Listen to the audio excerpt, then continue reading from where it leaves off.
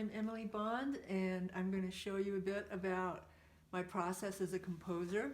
I usually start out on a piano keyboard since I'm a piano player, and I spend a lot of time just messing around with chord changes, and so chord changes can just sound pretty good by themselves.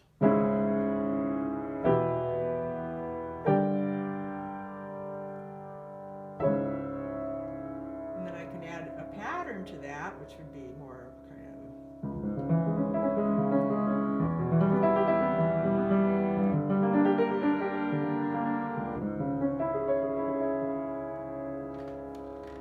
well, that's interesting.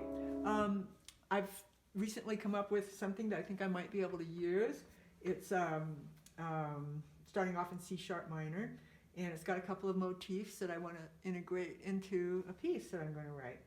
So it kind of starts like this. It's kind of rough at this point, but...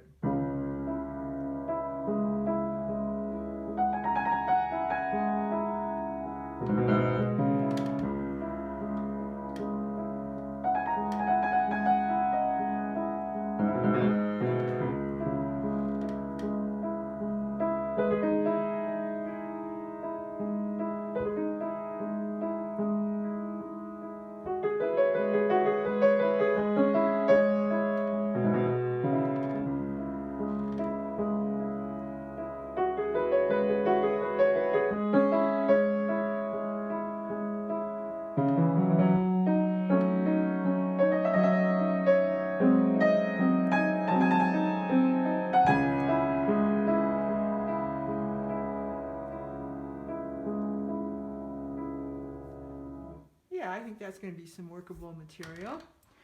Fortunately, I can scribble things down before I forget them. So I have tons of little pieces of paper with notes written on them, where I can just get something down before I lose it, because these things can disappear very quickly if I don't have some way of just kind of remembering them. So a lot of people record while they're improvising, and then they go back to the places that work for them. But I usually just scribble down. And one of the things, I can just get the notes down, or I can get the chord progressions down if I already know what the pattern is. So I've got enough material, and now I'm going to take it to my computer and start working on it there.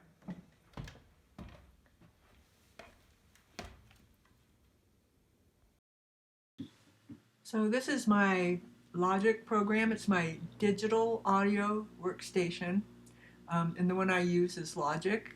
I like Logic because I can work with the people at Apple Computer to get information that I need when I get stuck and when I don't know what I'm doing. They have a staff of people that just help you if you call them up. So that's just been invaluable for me. There are a lot of digital audio workstation programs out there, some very popular ones like Ableton. This is the one I kind of grew up on, so it's what I use.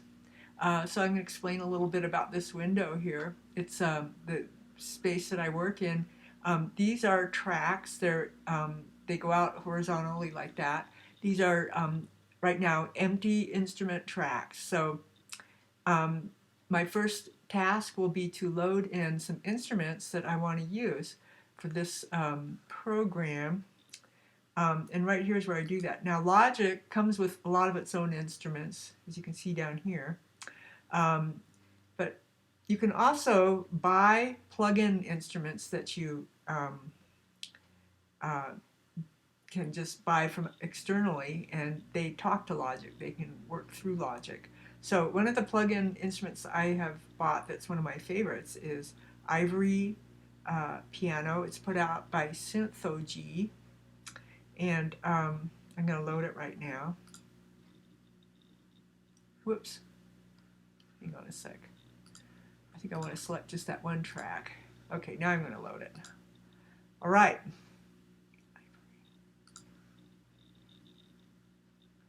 And I'm going to load the Italian Grand. This is one of my favorite instruments, and one of the reasons is because it has 18 different velocities for each key. which is to say that each key has 18 different volumes. Since I'm a piano player and since I want this to sound kind of like an actual piano, and it does sound like an actual piano, it has, I need that kind of control and nuance. There are a lot of piano samplings out there that have maybe 3 or 4 different volumes, and that can get pretty clumsy for the kind of music I write anyway. So here we are. I've loaded an ivory keyboard, and my next step is going to be to improvise in the material that I want to start with. So I've gotten enough enough idea of what I want to use, and I'm going to plug in my electric keyboard into the computer and just play it in, and you'll see how that works in a minute. So I'll be back after I'm done with that. So here I've come back with a something entered into this track. You'll notice this isn't an audio file. It's actually digitally recorded. So down here in the piano roll, which is what this is right here, is the digital information of the notes, okay? I want to explain the piano roll a little bit. The piano keyboard, you can see it is sideways here. 3 black notes, 2 black notes, 3 black notes. And they extend out across the grid here, okay? So after a while, you get kind of good at reading notes this way. And then the timeline, the player, is as it proceeds across the page, it will play all these notes. So basically, I'll play a bit of it.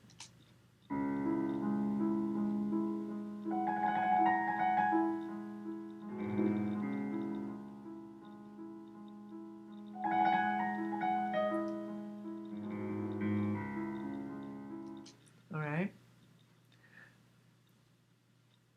So a little bit more about how I spent a lot of time working in the piano roll because there's so much you can do here. One of the things you can do is change the volume of the notes. So supposing I wanted this to be a little bit louder, I can just get the volume tool, the velocity, they call it, velocity tool, and make it louder. I can go all the way up to bright red or all the way down to barely audible. So I'm going to put that just a tiny bit louder. All right, I spent a lot of time working with that, trying to even out the sounds or make them different as I need to. So that's the volume. Another thing you can do is change the length of the note. You can change the note itself in case you make a mistake. Move it anywhere you want. You can highlight the whole section, which I just did. Shift F highlights the whole section. And oh, just what would this sound like in a different key right here? So going out of C sharp minor up to E minor.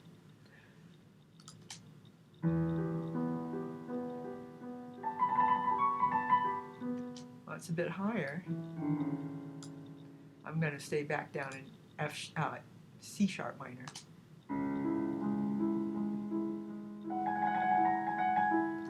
All right. Supposing I entered things a little bit awkwardly or uneven, they're not quite on the beat. Let's just take this little section right here. I'm not going to highlight this stuff because I don't want this exactly on the beat, but the stuff that I want exactly on the beat, as you can see, there's a vertical grid going here. That's where the beats are. Well, let me go further where it kind of got off a bit. Yeah, right here. So I just want to straighten out these notes, all right? This one. So I highlighted the notes that I want to straighten out, beat-wise, just make them more even. And I go to, well, where'd it go? Okay, quantize the cue there. All right, and I'm going to quantize it for the 8th note, so it'll snap to the grid of the nearest 8th note. Right, there. So I don't know if you saw those moving there, but they went exactly to the 8th note there. So I'm going to play that, and it's going to sound nice and even, at least for those notes that I...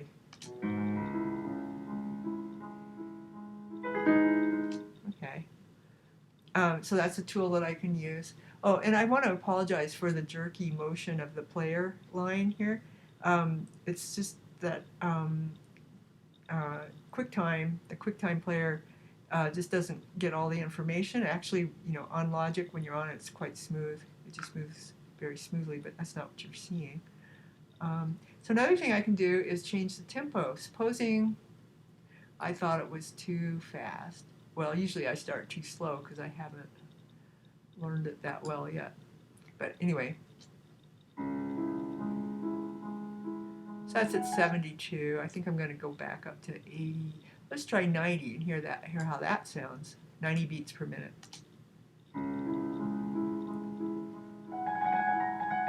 Well, that's not quite the mood I want for this piece, so I'm going to go back down to, let's say, 81, 80. Right.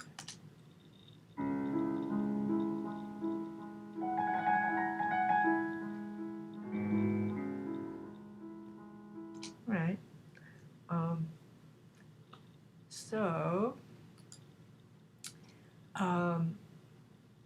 the next chunk of time I'm going to be working on all those little things to get this exactly where I want it. Because when I'm done with it, I'm going to use this material some more, but I might want to play it in a different key. And you can copy, so I can copy this. Let's see here. I'm going to copy that, and I'm going to put it over here. So I'm going to copy this whole section, and then I can go inside of this section and change the key to a different key for contrast. So I was ending in this C sharp minor.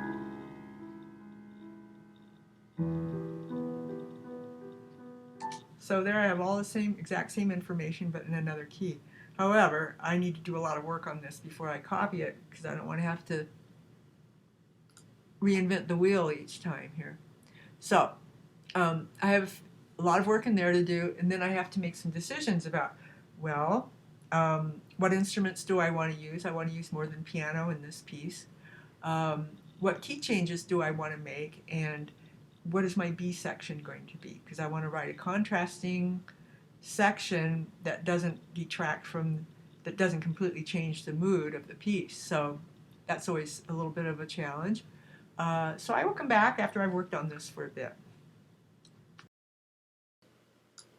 So I've come back. It's been about a week and a half, and you can see I've added quite a few more tracks. It's more instruments. One of the first instruments I added was harp. I like harp because it translates from piano quite easily. It's got that pointillistic sound. It has notes that can move fairly quickly, better than other instruments that have a more sustained sound. So I use harp a lot as a contrast from the piano. Let me get in here. So I took some of the piano notes out of piano and put them in harp, and it's mostly the ones that are keeping the beat, that are kind of outlining a chord but are snapped to the grid that we worked on earlier. So I took that out of piano and put it in harp. Let me just solo that. And you can hear what it sounds like here.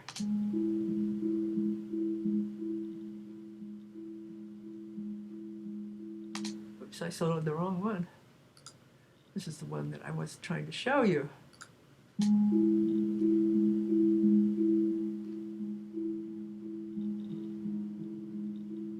Yeah, so I have it doubled with this other harp that's just staying on those notes.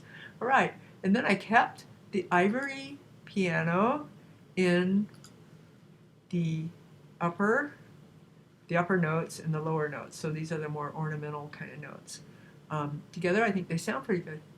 I'll play those together.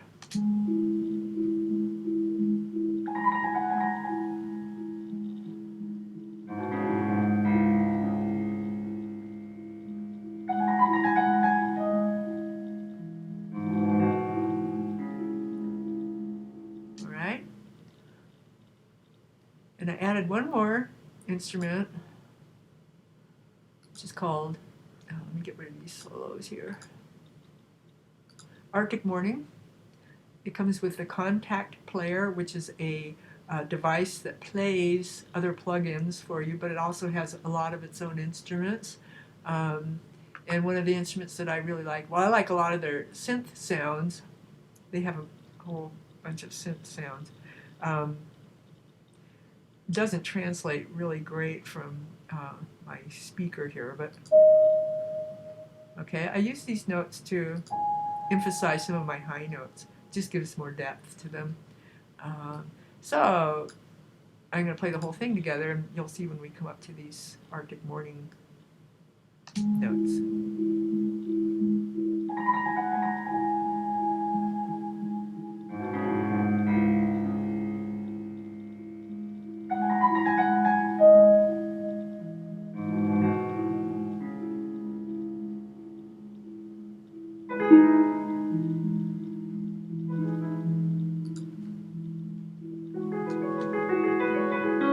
These are all my notes going.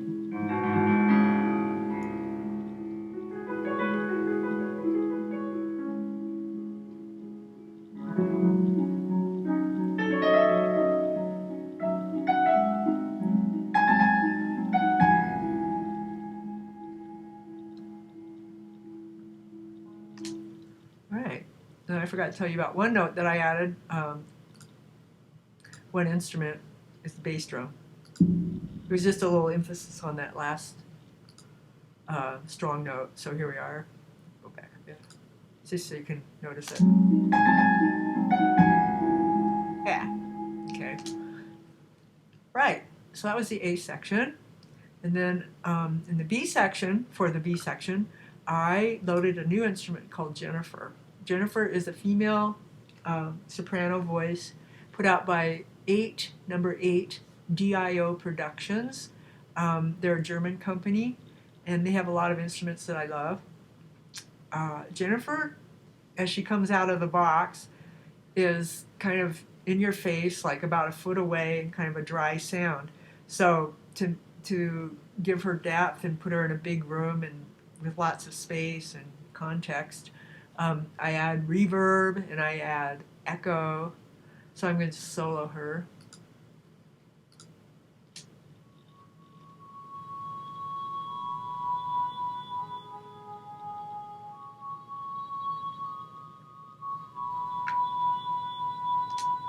All right. And I also kind of quieted her down. She can be quite loud. These are the dynamics lines. You can make them go up or down and shade it however you like. And I decided to add some more Arctic morning along with her, just doubling the note that she's singing.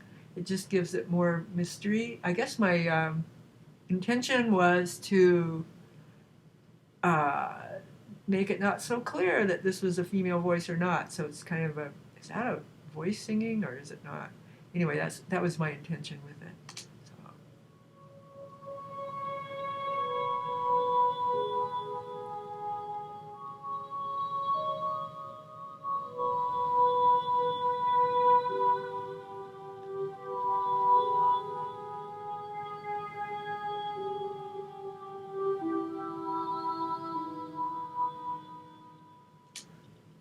So I got that where I like it. And then we take these off solo. And I added piano accompaniment to go with it all. So here's the whole thing.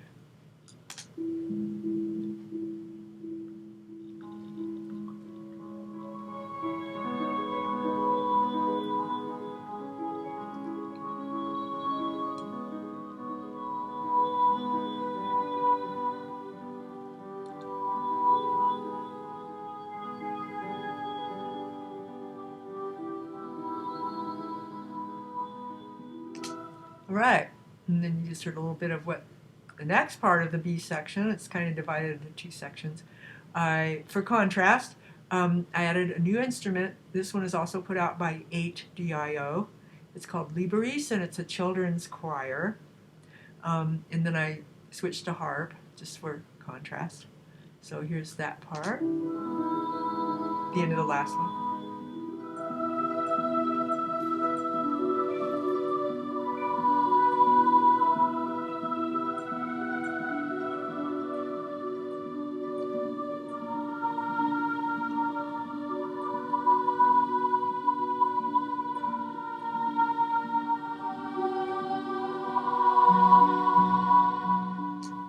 at this point, I've basically composed everything that all the material, all the themes that I'm going to be using in this piece. So, a lot of music just repeats themes, and that's how you get the feeling that it's the same piece. But you also want it to go somewhere. So how do you do that? Well, one of my favorite things is to vary it a little bit, or I can change keys. So if you're interested in that, continue listening. When I first started, I was in the key of C sharp. Well, let's look at the harp. The key of C sharp. So that has its own particular series of whole steps and half steps. Let's play the first note here. Okay, C sharp. That's your home, right? Right? And then when we went into the B theme, we're still in C sharp. This first section is going to end up in sounding kind of like you're in G sharp minor. So here's where it starts to change. All right.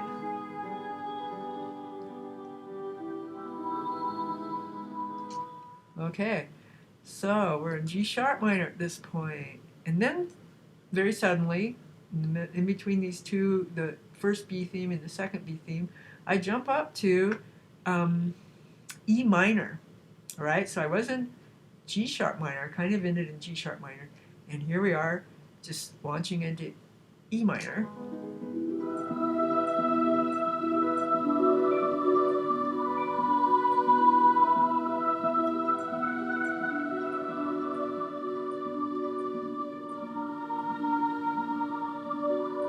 And then it kind of goes up to B minor here.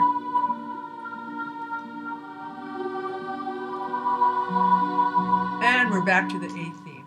Well, the A theme is no longer in C sharp minor. Now we are in the key of B minor.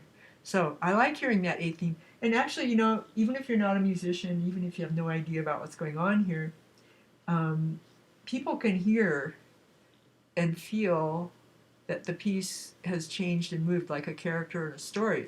It's still the same character, but the character is having experiences, and even though it's the same character, it's like me when I was 25 and then me when I was 40 are the same person but a different person too. So that's kind of the feeling of when music changes keys. It kind of gives that sense, even though people don't necessarily know what's going on. So here we are coming back to the key of B, the A theme in B.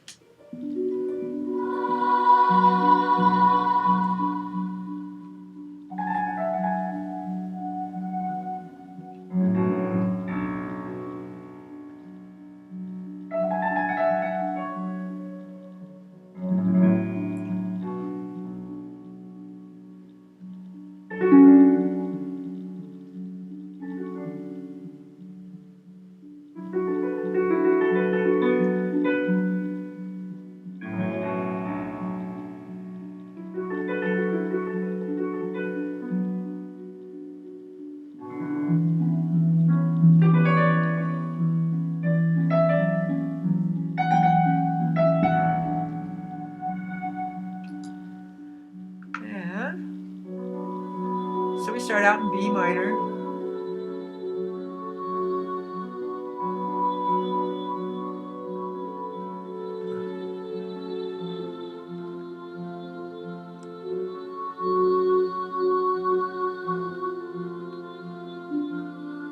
We end up in F sharp minor. And there I leapt. Well, I guess I leapt up to E minor. So yeah, that's right.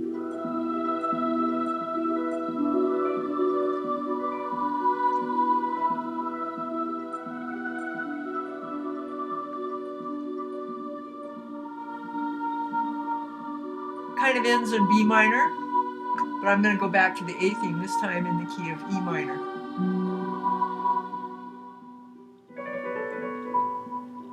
So this is the third time we're hearing it, but it's in a different key altogether.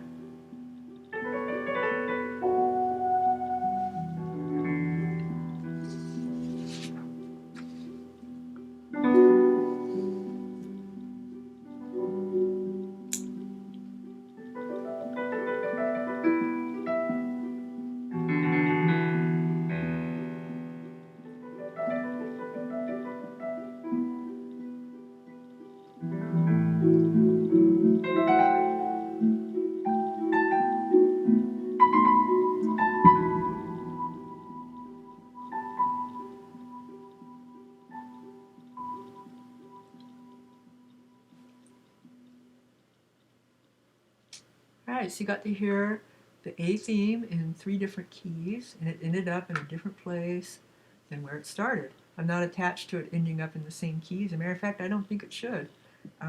Characters change through their stories, so. And then if you want to know what is my logic for which keys to change to, I have to say it's what sounds good. Um, so I compose in the modes. These are not tone. It's not so much tonality as it is modal, and that may or may not mean anything to you. But the modes are flexible in terms of key changes, and I really like playing around with that. So, and just a few words about logic or just learning something like this. It took me a long time. I actually bought this program and didn't do anything with it for a whole year because I was just so intimidated. It's a very deep program, has a lot of features, and I finally just signed up for a class with an online class with Berklee School of Music. They're offering a tutorial or teach 10-week course on Logic. So I learned a whole lot from them. A lot of it I didn't understand what they were talking about, but I learned enough to get started. And then I hired a rock musician, a local rock musician, to teach me mixing and mastering, and I learned a lot about that. Um, I'm going to say a few words about mixing and mastering. It's a whole aspect of producing music where you deal with, well, first of all, panning. So most of the instruments need to be placed to the right or left if you're listening to a stereo setup. I don't do surround sound. It's way too much for me. But I will do, like, you can move, okay, so I want to move it more to the right or more to the left, right? These have already been panned, so I'm just going to keep them where they are, all right? That separates the sound of the instruments from each other so they don't just get mushed together. And that's the whole point of mixing. There's also, like, if there's a sound that's where this goes, yeah, that was a little bit screechy, like too high up, and it was a little scratchy on the eardrum. You can EQ it. It's like just bring it down a bit so that it's not the oh gosh, where is it? Let's see what happens when I play this. So you can see this. This is high. This is low. So I just toned down. You can tone it down or make it get louder. Or I toned down the overtones. I can do a lot to minimize over intense sounds. Okay, so and then I added a plugin. It's sort of a Logic factory produced mastering program. I just added it. I just put it on, and that creates just a more balanced sound and a more kind of a feeling that all the instruments belong together and are in the same room. So there's a lot to this, but I'm just saying it very briefly. And I really don't know everything there is to know about all this. There are people that know so much more than I do. But I know enough to do what I want to do. And so there you have it. What else there is to say except that the best way for you to learn something like this is just experiment around, talk to people, get a tutor, find somebody to teach you this or that, and there's a lot of information online, or sign up for a class at Berklee School of Music, and I just find it to be just the best, most fun thing in the world. It's been keeping me really engaged for the last 14 years or so. So, thank you for listening.